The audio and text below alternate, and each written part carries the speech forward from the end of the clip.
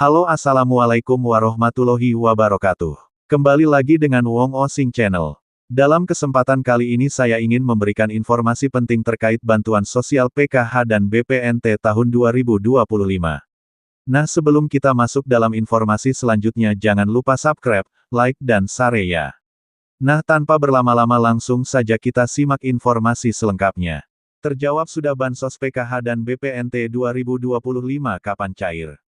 Info terkini seputar bansos BPNT dan PKH Kantor Pos Tahap 2 2025 kapan cair, simak cara cek bansos PKH lewat KTP di HP sudah dirilis, cek BLT 2025 terbaru.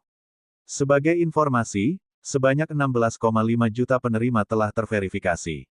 Pencairan bansos tahap 2 akan dilakukan bertahap. Hal ini diungkapkan Menteri Sosial, Saifullah Yusuf atau Gus Ipul. Pencairan memang mundur dari jadwal karena penyaluran bansos kali ini menggunakan pendekatan baru. Hingga tanggal 11 Juni tahun 2025, data yang sudah dikirim ke Mensos ke bank dan PT Pos sudah mencapai 95%. Di target pekan ini penyaluran bansos tahap 2 sudah tuntas semua. Sekarang sudah ada 95% lebih data yang kita kirim ke bank dan PT Pos. Penyaluran bansos tahap pertama juga sudah berjalan dan mencapai 70%. Ujar Gus Ipul di kantornya, Rabu, tanggal 11 Juni tahun 2025. Proses penyaluran bansos kali ini dilakukan dengan pendekatan baru.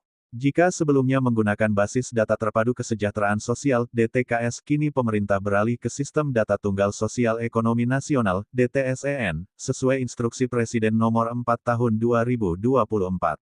Gus Ipul menegaskan, perubahan sistem ini dilakukan untuk meningkatkan ketepatan sasaran bantuan. Kementerian Sosial bekerja sama dengan Badan Pusat Statistik (BPS) dan mendapatkan pendampingan dari Badan Pengawasan Keuangan dan Pembangunan (BPKP) guna memastikan proses berlangsung secara prudent dan akuntabel. Ini adalah masa transisi. Oleh karena itu, kami ingin lebih hati-hati dan akurat. Validasi data kami lakukan bersama BPS, lalu kami minta masukan dari BPKP sebelum disalurkan, jelasnya. Setelah bansos tahap kedua tuntas, Kemensos juga akan meluncurkan program bansos penebalan bagi para penerima bantuan pangan non-tunai (BPNT). Bantuan tambahan ini sebesar Rp200.000 per bulan dan akan disalurkan untuk 2 bulan, yaitu Juni dan Juli. Adapun bansos penebalan ini diinstruksikan langsung oleh Presiden. Ini bentuk atensi Presiden kepada masyarakat yang paling membutuhkan. Tujuannya untuk meringankan beban, memperkuat daya beli, dan sekaligus mendorong pertumbuhan ekonomi nasional, tambah Gus Ipul. Ia juga menyebut bahwa bagi masyarakat yang tidak menerima bansos, bisa melakukan pengaduan melalui usul sanggah ke website Cek Bansos. Data dari usulan tersebut akan divalidasi oleh BPS dan dijadikan referensi untuk penyaluran bansos triwulan berikutnya. Usul sanggah lewat Cek Bansos itu kita lakukan setiap 3 bulan sekali. Maka referensi atau usulan dari masyarakat itu akan menjadi bahan validasi buat BPS. Setelah itu, setelah dikeluarkan BPS, akan jadi pedoman kita untuk menyalurkan bansos di triwulan ketiga, tegasnya. Segera tuntas. Gus Ipul memastikan bahwa penyaluran bantuan sosial, bansos tahap kedua akan rampung pada pekan depan. Minggu depan sudah tuntas, ujar Gus Ipul kepada Kompas.com, Selasa, tanggal 10 Juni tahun 2025. Sebelumnya, penyaluran bansos tahap 2 ditargetkan selesai pada tanggal 10 Juni tahun 2025. Namun, hingga Selasa siang, menurut data dari Kementerian Sosial Kemensos realisasi penyalurannya telah mencapai 70%. PKH maupun untuk bansos, sudah di atas hampir 70% lah insya Allah, tambah Gus Ipul. Penyaluran bansos dilakukan bertahap. Gus Ipul menegaskan bahwa proses penyaluran bansos dilakukan bertahap, karena harus melewati proses verifikasi dan pemadanan data secara ketat. Salah satu tantangan utama adalah pemadanan data terkini menggunakan data tunggal sosial ekonomi nasional, DTSEN. Ya ada proses pendataan. Hari ini, tadi pagi-pagi itu saya cek sudah lebih dari 60% bansos tersalur tapi siang ini saya kira sudah lebih ya, katanya. Koordinasi dilakukan bersama Badan Pusat Statistik (BPS) dan Badan Pengawasan Keuangan dan Pembangunan (BPKP) untuk memastikan data penerima bansos benar-benar valid. Kalau kendala sih nggak terlalu, kita ngikut data aja.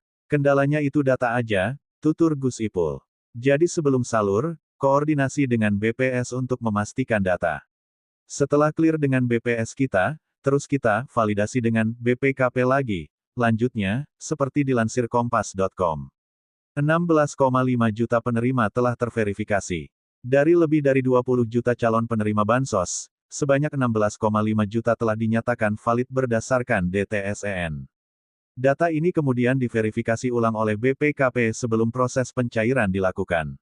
Nah, dari BPKP, diproses lagi untuk dipastikan bahwa data ini benar gitu.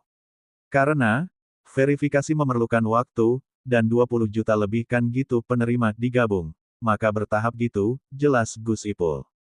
Setelah clear diverifikasi, baru kita salur. Begitu modelnya, biar lebih prudent, tegasnya.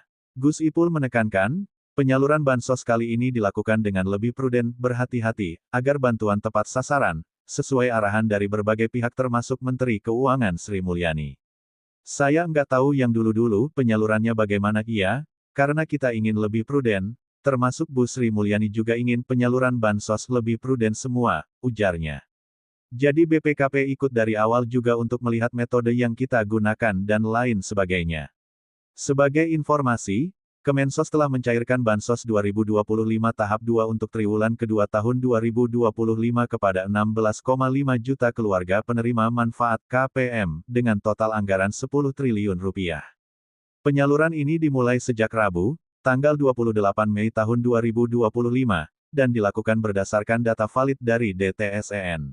Nah, mungkin cukup itu informasi dari saya. Semoga informasi ini bisa bermanfaat bagi teman-teman semuanya. Wassalamualaikum warahmatullahi wabarakatuh.